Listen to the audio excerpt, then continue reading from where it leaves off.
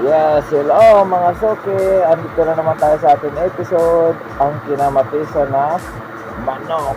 Yes, healthy para sa inyo po mga suki. Yan, napakasarap. I-try ninyo para sa inyo po yan. Kinamatisan na manok.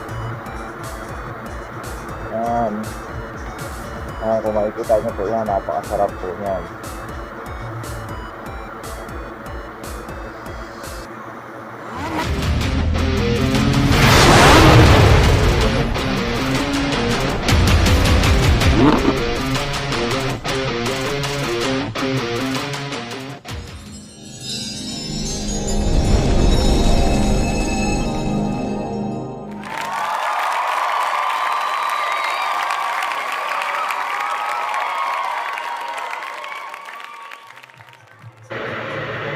Yan mga suki, yan ang mga kailangan natin sa pagluluto ng kinamatisan na manok. 1 kilong manok.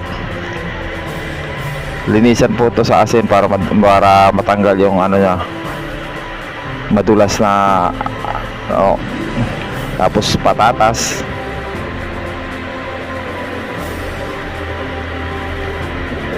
chicken cube, magic sarap, asin kalahating kutsara, patis 1 kutsara, sibuyas 1 peraso, bawang 1 peraso rin para yung ano lang sa niya natatanggal, tapos paminta 2 sachet, tapos pichay halagang 20 pesos. Yan po ang kailangan natin mga kasuki. Tapos ang pinaka-special natin ay ang kamatis. 12 pieces na kamatis, halos nasa 1 kilo po yun mga kasuki. 12 pieces po ang kailangan natin para yung luot at lasa ng manok ay masarap. Yan po ang mga kailangan natin ingredients para sa pagluluto ng kinamatisan na manok. Yan, magpakulo, mag-initi na po ang kawali. Isa lang na po siya para uminit. Yan, lagi po yan bago siya lagyan ng mantika, kailangan talaga mainit ang kawali para hindi magpilamsika ng tubig.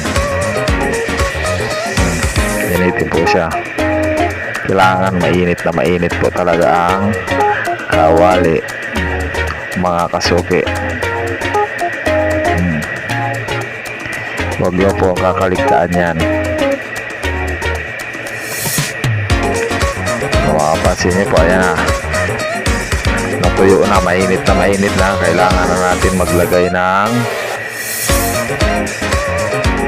kamatis. Lalagay na natin ang kamatis mga kasuki.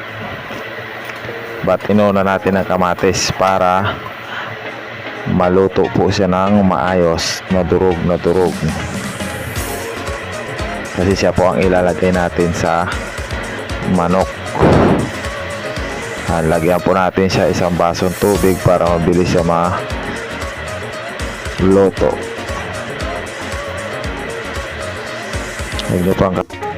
Yes. So, thank you suki sa panonood. Pa-like, pa-subscribe at pa-hit po ako ng bell button para ma-notified po kayo lagi pag may mga bago ako video. Yan po, comments po kayo mga suki kung ano gusto nyo lutuin natin. Yan, after 10 minutes po natin napakuluan yung yung kamatis. Yan na po siya, malambot na po. Kailangan talaga natin pakuluan yung kamatis para maayos siya mailagay sa manok.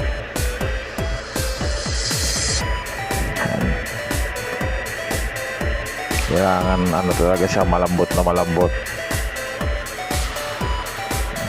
Isa po sa kailangan talaga 10 minuto. Lain juicy po siya pag inano nyo po yan. Napakalambot niya po.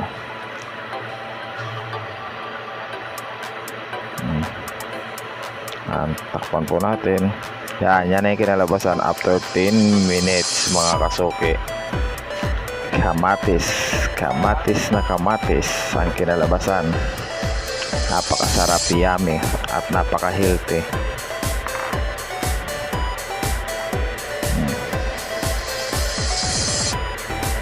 Ilipat na po natin sa mangkok.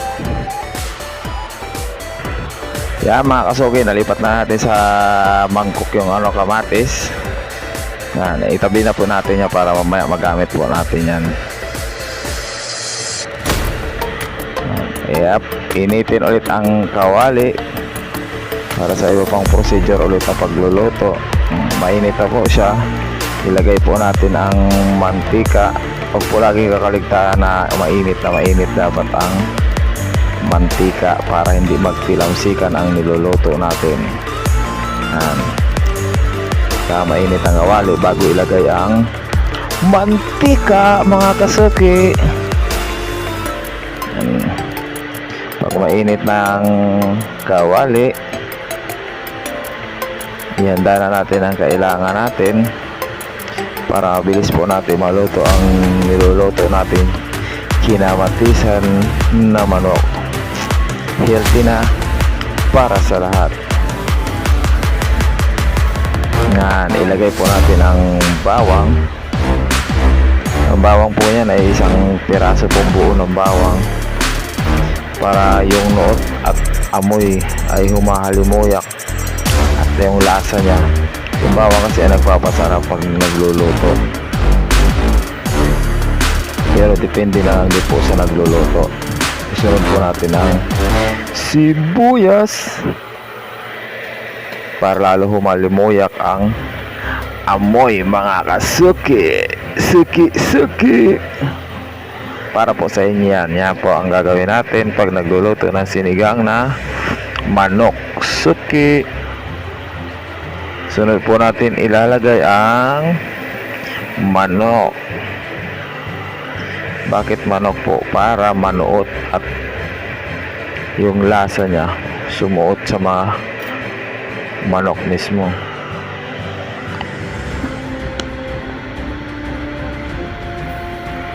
Yan mga kasuki, yan po ang gagawin po natin. Haluin po siya at pagkatapos pagkahalo-halo, yan ang gagawin po natin. Pag po kakaligtaan yan lagi suki. Sunod po natin dyan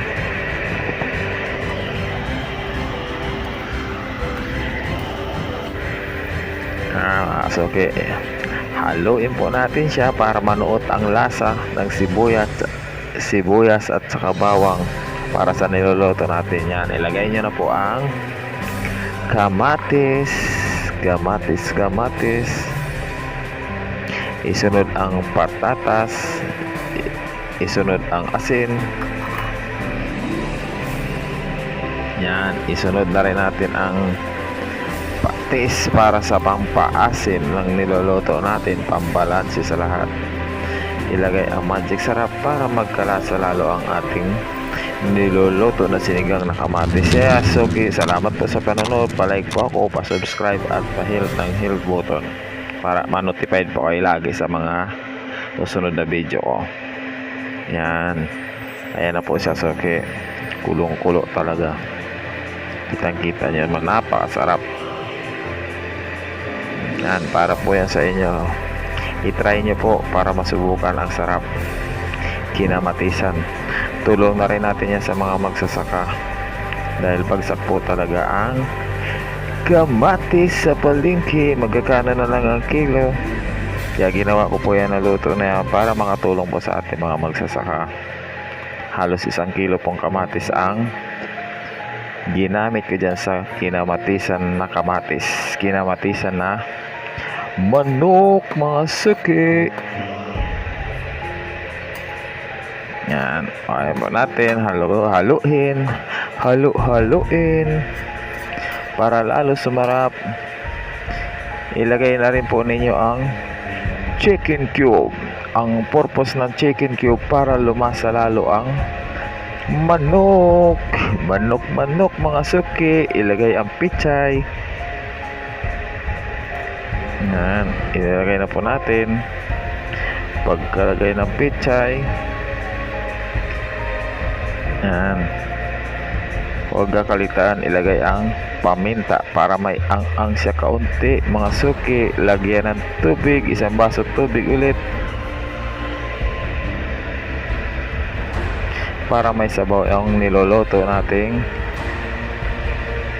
kinamatisan na manok. Bali ang tubig po dito ay equivalent po ng 1.5 basong tubig mga suki. Yan, haluin po siya para mahalo po yung mga pampalasa, mga ingredients.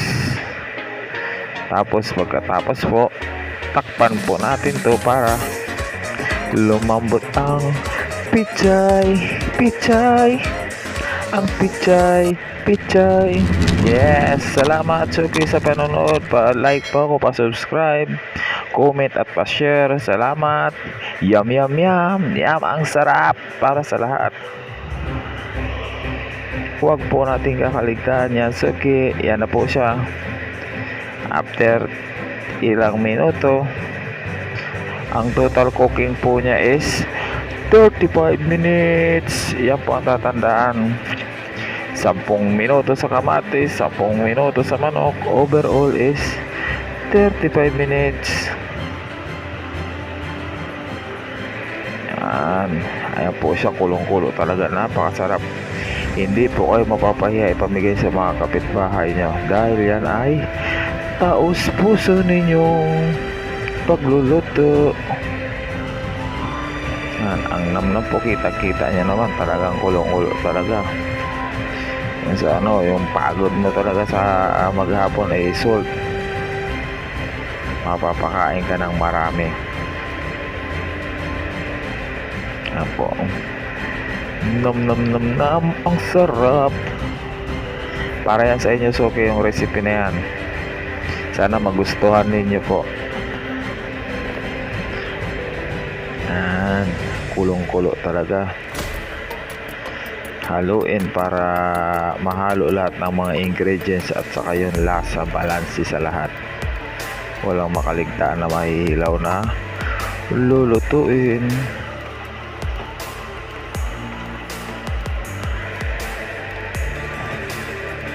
Nahalo na po.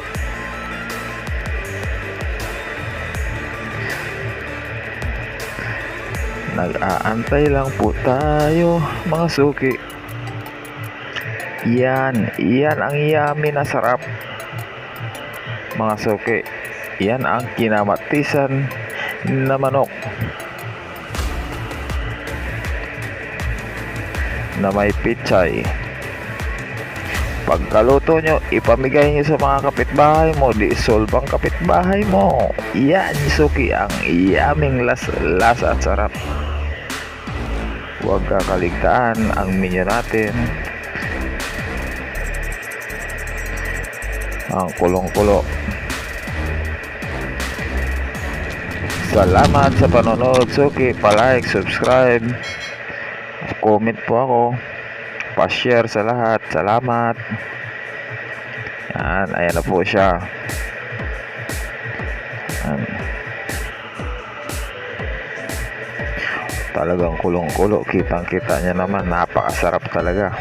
Pwede maging pulutan. Yan. Lalo na dyan, mga nasa probinsya, napakadali lang po ito gawin. Dahil nandyan na po ang pichay, nandyan na rin ang kamatis sa bakod. Yung manok, huwag yun sa kapitbahay ha. Yung isasabong, huwag yun. Yung bumili kayo ng ng tama manok. Yan po mga suki. Ito ang ating ninyo kinamatisan na manok with pichay. Pichay. Kailangan tama po yung kulo po sa minuto. Kung 35 minutes, dapat 35 minutes po. Bakit po? Para lutong-luto po. Lahat po ng dapat ay maluto para hindi po manakit ang inyong tiyan. Hindi po pwede 10 minuto lang ang cooking time ng lahat dahil hilaw po yun. Kailangan talaga proper ang pagkakaluto. Hindi rin pwede super overcook dahil magiging lata po yun lahat, lalambot lahat. Hindi na po baka hindi nyo nagustuhin kainin ang sobrang lata. Yan. Kulong-kulo talaga.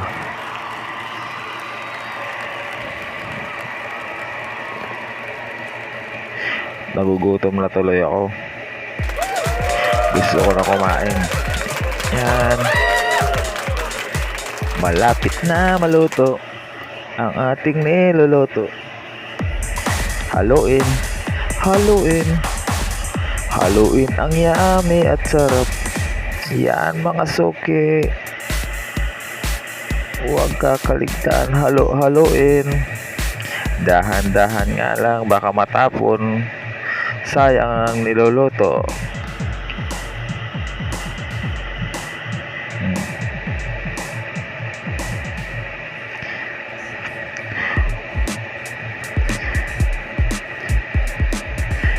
Ayan na, ang sarap. Gutom na ako. Kainan na. Suki, kainan na. Hindi kayo mapapahiya ipamigay sa mga kapitbahay niyan. Yummy, yummy, ang sarap.